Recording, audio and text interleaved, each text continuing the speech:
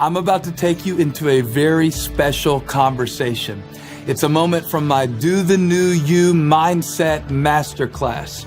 I know that's a mouthful, but it was an incredible time of discovery and teaching and development.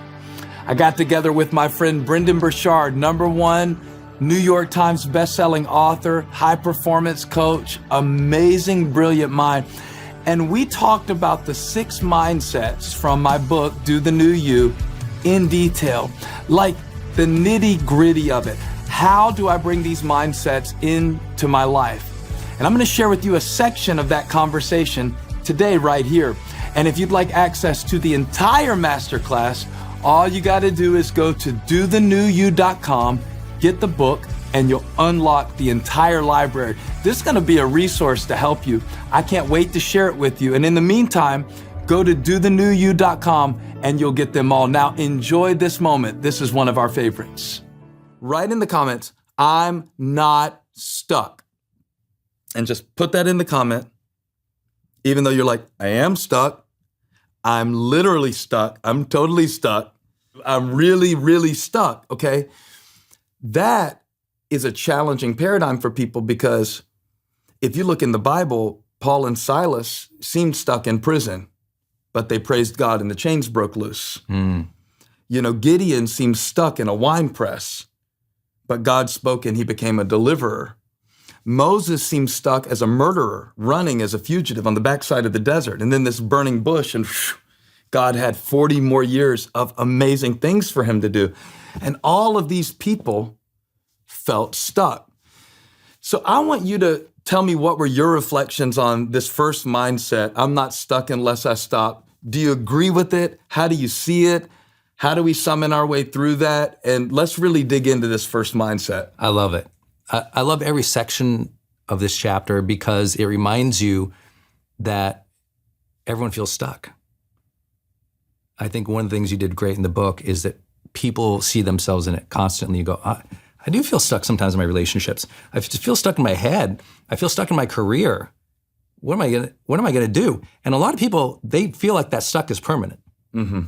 Like, hey, I'm working hard, but I'm stuck. So there's not lack of action for them. They're like, I'm going to work, but I feel stuck. I'm working hard, but I'm not earning more. I feel stuck. And what ends up happening is the more you feel stuck, the more you spin in doubt. Wow. And so when you're stuck, you spin. Write that down. Yeah. When you're stuck, you spin. Yeah. And people always mistake the signal for doubt as a signal to stop. Tell me but more. Doubt is not saying stop. Doubt is a signal to learn. And when you change that frame in your mind, everything changes in your life. I'm so doubtful. Doubt doesn't say, well, stop and don't learn anymore. Doubt is literally, I don't know. So the only way to actually figure it out is get in motion, try, test. Ooh. Like doubt is the entrance to the scientific process. Doubt is the entrance to faith. Wow. And so when you realize that, like, oh, I'm having all these doubts about this thing, the next thought should be, well, I'm gonna have to do something to discover the answer. I'm gonna have to do something to discover the truth.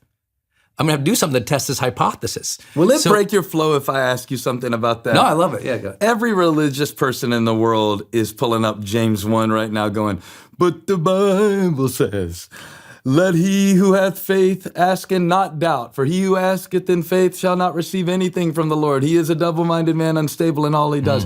And I always thought that verse meant not, don't have doubts or don't feel doubts. I thought it just meant go through the door of your doubt to get to the other side and find your faith. Right. Well, I think a lot of the themes of the Bible are do not be afraid, or as you taught me, be strong and courageous. That presupposes some doubt. Right. Most of the Bible presupposes we have doubts. Yeah, if he says be strong, I must feel weak because I wouldn't tell you to sit down. You already are. Yeah, he didn't start the story. Gideon doesn't start the story as, a mighty champion warrior. and a warrior. Yeah. He starts in the wine press. A wimp in a wine press. David doesn't start the story with the sling. I mean, so you have to go, each of these stories starts in a place often of doubt. Yeah. Or discouragement, despair, division between people. We have to cycle through that. But the thing is, I always say, well, that's why there's another verse. That's why there's another chapter. It's why there's something more. It's like the story might begin in doubt, but the story doesn't stop there. And we have to remember that in our own lives. And so what I loved about this first chapter where he's saying, I'm not stuck unless I stop, is you unlock a lot of reasons that people should not stop and realize that they can change. I love how you talk about, you can defy your default. Yeah. That maybe your default was to stop or to do these bad negative behaviors, but you can work your way through them. You can change, you can shift. And I think that's a hopeful message for a lot of people because they really do believe that they're stuck, and stuck is a place of permanence. When what your book is teaching them, stuck was a mindset. Mm-hmm. And you can change your mind, so you can change your life. Yeah, when you say stuck, you're probably thinking of all the people that you've coached who basically thought they had gone as far as they could go. Mm-hmm. Whether that's in their business or whether they had wrecked their personal life building their business. And part of what you do is to walk into somebody who goes, and I've heard you say this phrase before, I love it, you go, I've tried everything. Right? Yeah. And you go, oh yeah? Everything? Yeah, I've tried everything. And then walk through it because you have an exercise you make people do that I love. Yeah, it's like, well, I tried everything. I'm like, awesome. I'm so excited. And I get really encouraged for them. And I say, well, if you tried everything, show me the list. And they go, what do you mean? I said, well, show me the list. You tried everything. I mean, if you tried everything, then you must have kept a list really detailed of all the things you tried because, of course, you'd have to know what's mutually exclusive. You'd have to know what you tried and didn't work, and you'd have to adjust and do it over again, so show me the list. And most often people go, well, I tried once or twice, and I tried the same. Well, I asked my boss for a raise on Monday, I asked him on Friday. Asked him the same way, every time, all the time. But I've been asking, so you've been asking, okay, but you haven't been adding new value. So it's like you tried one strategy and you hit it 50 times and you didn't adjust it from another way. You haven't tried everything. You tried what you knew. Mm-hmm. You need to get perspective or approach it in a different way. And I think often too, people when they think of stuck, they think of just negative things. I'm stuck in a bad marriage. A lot of people are stuck in a very happy marriage. And what I mean by that is they don't need to leave the marriage. They have to learn to be different. Try a new angle to find the happiness, the fulfillment, or the intimacy in the marriage. So what I mean by that is sometimes people, they're stuck is really, they're just at a plateau. They're actually successful. They're actually doing well. Things are good. And a lot of high performers are going, oh, you're doing well. You're actually high performing, but there's this next level for you. And I think that I actually got that out of the book as much as I got out of, oh, I'm in despair, I'm troubled, things are bad. What I also took from the book was things are going well, but there's a new level for me when I'm in a greater connection to my faith. Speaking about plateaus, you have this great statement in the book, don't argue for your limitations. Yeah. What do you mean by that? Because I think a lot of people, they are stuck, but they're stuck in their own limitation. I heard a motivational speaker say it one time. He said, if you argue for your limitations, you get to keep them. Oof. And that convicted me because I realized how many times I do it. And I don't know if I'm arguing with God like Moses did. God, I can't speak, send somebody else. I don't feel like I'm arguing with God. I feel like I'm just arguing against myself. And I realize what I'm actually agreeing with in that moment is the enemy's view of me. Yes. And I don't mean limitation, hey, you've never picked up a basketball, but you can play in the NBA and you're 54 years old. Uh-huh. That's not the kind of limitation I have in mind. I mean, the kind of limitation that is rooted in a lie where God is calling you to be this kind of person and to make this kind of impact, or you sense that he's giving you a glimpse and giving you a step to take. And then you start building the case against yourself and gathering evidence for why there's a deficiency in you. And so the quote just blew my mind. If you argue for your limitations, you get to keep them. You live small, you stay in that space. You actually begin to fulfill that prophecy not the prophecy of God over your life, but your own prophecy. You start to fulfill the enemy's prophecy over your life, that you'll never be this and your dad wasn't that. So what I did, I took that quote, and in the book, I take it a little further. I say, if you argue for your limitations, you get to keep them. But if you agree with God about your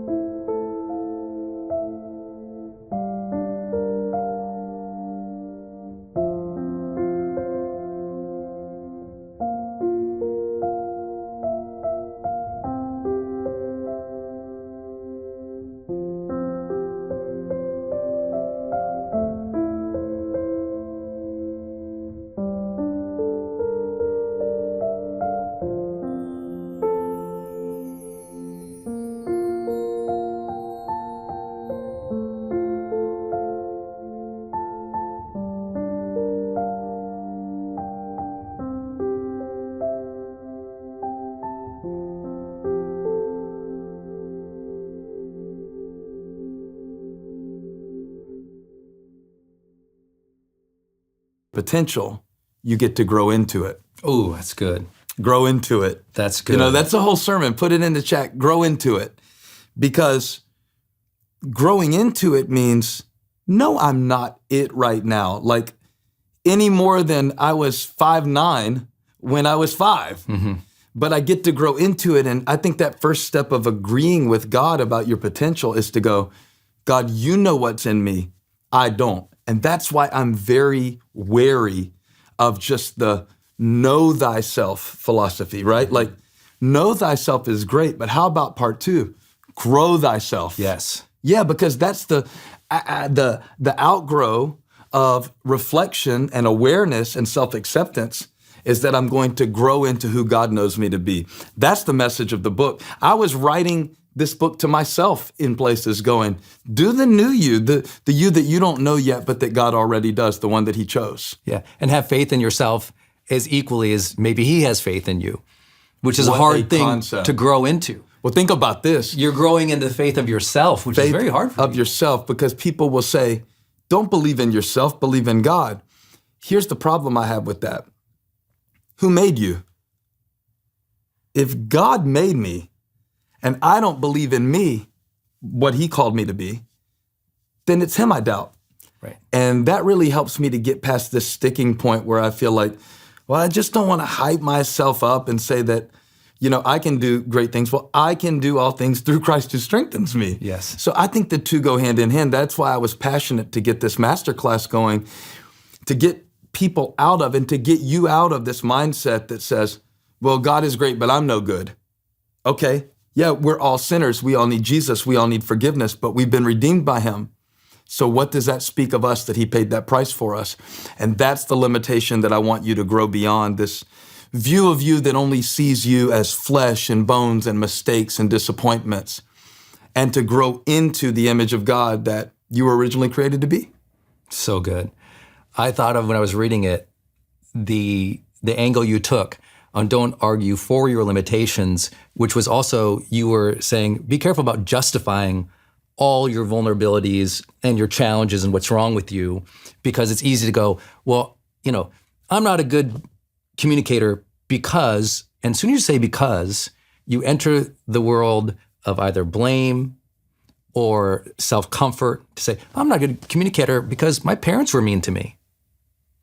And so I always tell people, listen on limitations, always listen for the word because. Wow. I'm like this because, and you'll often add a negative thing. My parents were like this, they didn't believe in me, she mistreated me, they cheated, they stole. Or we're doing it for our own comfort because we don't believe we have empathy from the world. So sometimes when we share our limitations and our vulnerabilities with people, what we're doing is we're reaching out. We're saying, hey, let me just be vulnerable with you real quick. What it's doing is, could you please see me?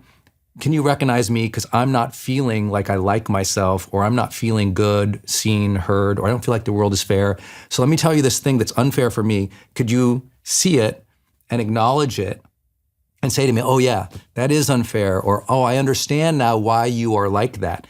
And the whole conversation suddenly does something funny.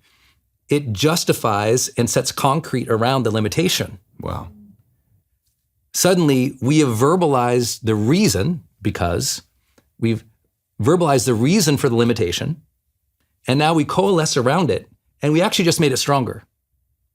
And so empathy can be like that, which we don't talk about in the modern world. Sometimes overly placating to people's, vulnerabilities or limitations and staying on it and stewing on it all day doesn't actually move them through. It's often the difference in my career of, as we'll share, the difference sometimes between a therapist and a coach. Both absolutely necessary, and I'm a huge mental health guy. But there is a difference. Sometimes we'll spend more time over here in a therapeutic context, and a coach is going to try to move you through that limitation a little bit more aggressively. Not that either is right. Both can be really wrong. But I think it's just a casual way to say to people, be careful of just always talking about the limitation and arguing for it and seeking the empathy and understanding and comfort, because all of a sudden you miss the ability to move through it. And I thought that the movement through the book that you took people on was so powerful because you didn't let them sit there. Well, thank you for saying that, because when I wrote the mindset, I'm not stuck unless I stop, I thought, this could come across really callous to somebody. Sure. who just found out, like, I'm never going to be able to have children, or I'm never going to be able to fulfill this dream, or I'm never going to have my health back like I did before, or this person has gone out of my life. Like, I lost my dad, and in this area of my life, I do feel like there is a limitation. Well, there is a loss, but I'm trying to get you opened up. And anytime I talk about this, I can't help but think about Moses and the children of Israel at the Red Sea, right? And they're like, okay, God, help us, help us, help us. And they cried out, and Moses says, don't worry, stand still, and you will see the salvation of the Lord, right? Next verse, God says, why are you crying out to me? Tell the Israelites, move on. So it sounds spiritual. They're crying out to God, the Lord will deliver you, and he will, through you moving through it. Right. And I love that about personal development. I love that about having a coach to help us through these things and bring our faith into motion so that we can actually see faith without works is dead, and that God promises to bring you through it.